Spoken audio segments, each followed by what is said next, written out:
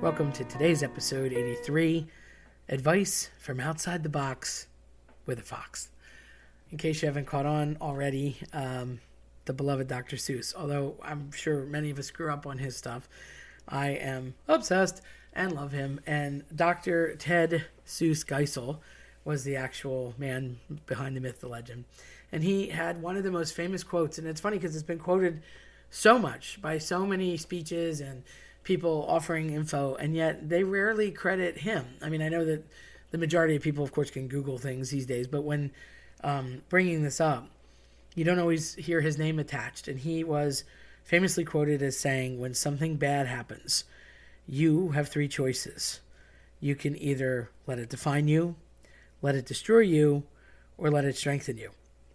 And I've heard that in graduations, and I've heard that in promotions, and I've heard that at eulogies and everything in between. It's a great quote, and it's true. You know, you really have the three choices. And I was thinking about just that in general because I thought, I want to make a podcast out of this, and I didn't really kind of know what direction I wanted to go in other than to bring it up and mention that it is something that you don't always necessarily think about, but it's pretty true. Those are your three roads, if you will, and you got to pick one. And whether you choose it or not, it's going to pick for you eventually. You know, when you do nothing, sometimes people say nothing happens. But what really happens is that sometimes, silence admits guilt. So when you do nothing, sometimes you're inadvertently forced into something because you chose nothing and it sort of just pushed you into a path that you didn't know you were going to be on. In this case, I think that the destroy part is big. I think that when something horrible goes down, people often just get destroyed. They don't want to fight back. They don't want to deal with it. They don't want to face whatever the difficulty was. And it just tears them apart to the point where they become a shell of what they were, sometimes useless and not able to defend themselves any longer or don't even want to bother. And that, to me, is the biggest waste because, it's like there is so much potential in every person and you just don't know.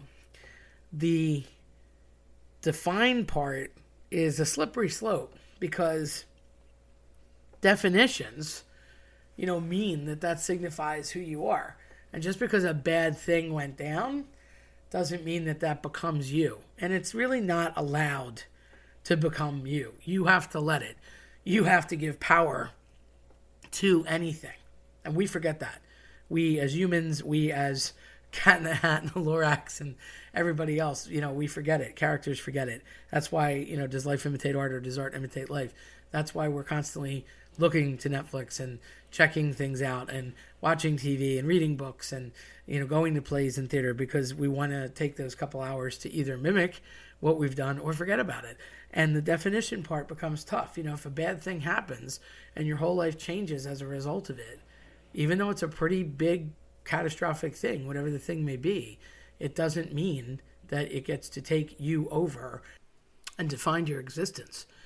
It's interesting how some people look at this as a positive, and I don't understand that. I mean, I would think it's an obvious negative, but some people think that, because this happened, now this forced whatever, so now I do this, and now I do this because of said incident. Yeah, I get it. And that might be that it gave you a new career or something to speak about or a cause. And that's not wrong. I'm not saying those things are bad, but it can't define you. It can't be the only thing in your life.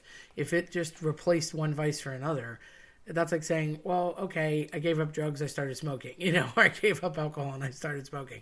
Or, you don't want that situation. Like, you don't want to be in a... they say necessity is the mother of invention. So something bad happens, God forbid somebody loses a limb. Obviously, you need to learn to walk with crutches or get fitted for a prosthetic. These are things that should happen to assist you, but your world shouldn't stop as a result of it. I'll grant you there's going to be a big dip in, your time, recovery, productivity. Now, if you're a professional soccer player and that stops your career completely, obviously I'm making this whole thing up, I could see how that is thwarting you. But does that mean that you can't be part of soccer? No, that means that you could still sportscast and you could still teach and you could still write and you could still embrace that thing you loved. You don't just get benched, sidelines. Can you go talk about your incident? Yes. Can you make other people aware of, God forbid, I don't know, a drunk driver in this scenario took the leg. Like, yeah, I'm, again, making this up. But it can't define you that you are now the soccer player that's crippled that is no longer able to play. That can't be you, because then you've still lost. I mean, the example in my head, again, going back to musical things, is Def Leppard. There was a horrible accident. The drummer lost his arm. Everyone said he was never going to play again. Def Leppard was over. Well, guess what? Here I am 30 years later to tell you they're still gigging. You know what they did? They adapted. Again, necessity is the mother of invention. He still plays. Obviously, he needs more foot pedals than the other people that drum with 2 feet and 2 arms, but he's still working. They have him set to fire off different things by way of foot pedals, and boy, did he become even physically stronger as a result. But, I've listened to their music for years, and I would argue that he's an even better drummer now. So it's not to say that that thing stops you like a truck and you can't move forward. You adapt and you go on, which kind of brings me to the strengthen part. If you can take the ugly and the icky and you can use it to your advantage, I don't care if you get mad, get even, whatever you want to call it, but strengthen yourself to be better than, more aware than, rise above the situation, come out on the other side. Not to say there's not going to be some darkness and icky in the process, probably lots. That's that, whatever doesn't kill you makes you stronger situation. And that's very true. So don't stop at the defeat. That's sort of, I'll say, level 1, and probably the easiest is to just get wrecked from it.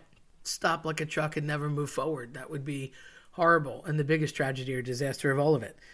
I'd say level 2, you got a little farther, is the define part. You become a definition or a punchline.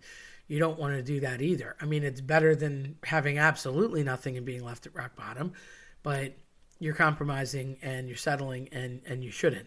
It can be a stepping stone to get to the top, if you will, to get to the strengthened part. But you're still kind of in limbo. You're still kind of stuck in the middle, and you're still kind of looking and lingering on that thing. I'm not saying it's going to go away. I'm not saying the bad thing is going to mystically disappear. And I'm not saying it's not going to play like a bad loop tape in your mind every now and again. But if you consistently dwell on it and stay there, you're stuck there and you're stagnant. And, Maslow's structure of hierarchical needs, psychology tells us you want to get to as much of, enlightenment and actualization as you can. So you got to get out of that baseline and move above the functionality, but now you want to thrive. And that leads us to the last part, which I think is the highest pinnacle of these 3 pieces of the structure that beloved Dr. Seuss gave us, and that's the strengthen part. If you can, win the game, overcome, if you will, and get back to being whole, being strengthened, being better than, and something comes out of it that was positive, it might have been negative at first, but that was positive and makes you better for it, then you have, in fact, won and taken away the good thing and the positive lesson as well as the positive life. Because that's your structure of who you are. I'm not saying you're still not missing something. I'm not saying you're still not missing a person. Someone or something got taken away from you. That whole still exists.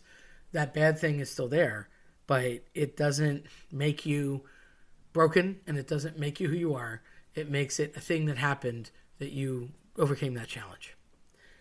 If you liked what you heard today, then check us out at eclecticcollectionpodcast.com or listen on your preferred platform. I'm Terry Tenaglia. Thanks for listening.